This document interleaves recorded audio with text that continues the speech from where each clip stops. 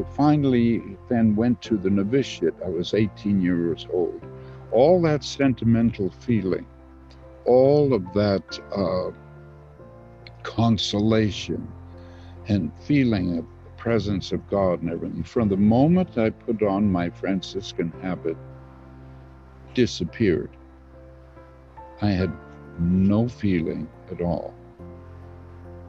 And so spiritually, I had feeling, and so it was like your mother just died. Well, with me, so did God. Everybody on that level. So what I was experiencing, I found out afterwards, was 8 years of what John of the Cross calls the dark night of the soul.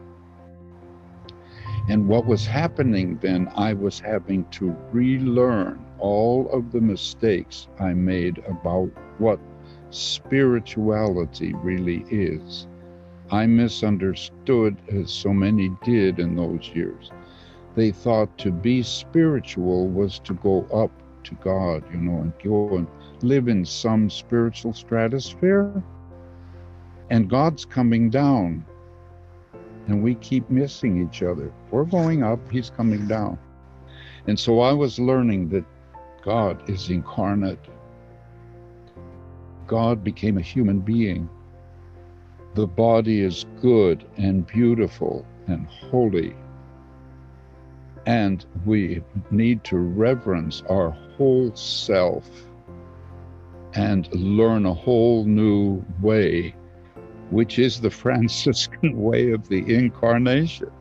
The most important feast for Franciscans is the incarnation, the birth of Jesus. Well, for Christianity, it is.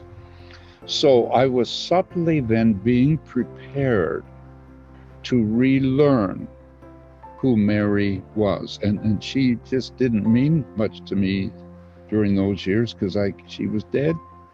And I couldn't relate to her. I believed her and I believed in God, but I went through the motion. All of my spiritual directors during all those years of formation told me that I said, I don't feel anything. Say, that's fine. Now just go through all the motions and it'll come back to you. That takes more faith than believing in God. But I did go through all the motions of doing things, and eventually then the true feeling was coming back. And then, of course, at the end of my formation, the Second Vatican Council happened. And so then there was another enormous and very important thing to me happened with the liturgy, with theology, a whole new paradigm. But the council didn't do this, but the priests and people talking about Mary began to put her over to the side. Everything was Eucharist. And they were afraid of the saints taking on all of this stuff, side altars and statues and everything, when we're trying to say that the Mass is the Last Supper, it's a meal, we're gathered around a table. A new paradigm was happening. So again, then she's there. But gradually she began to emerge, and she became a real woman, not just a pedestal saint. And I think it was because of all of the beautiful women who were coming through my life, who loved me, dear friends, and whom I related to. I began to see, I lived with all men, for so many years. We were really in a Benedictine monastery in formation. We never got out much. We might see real people and be tempted somehow. I don't know what that whole dynamic, be tempted to leave.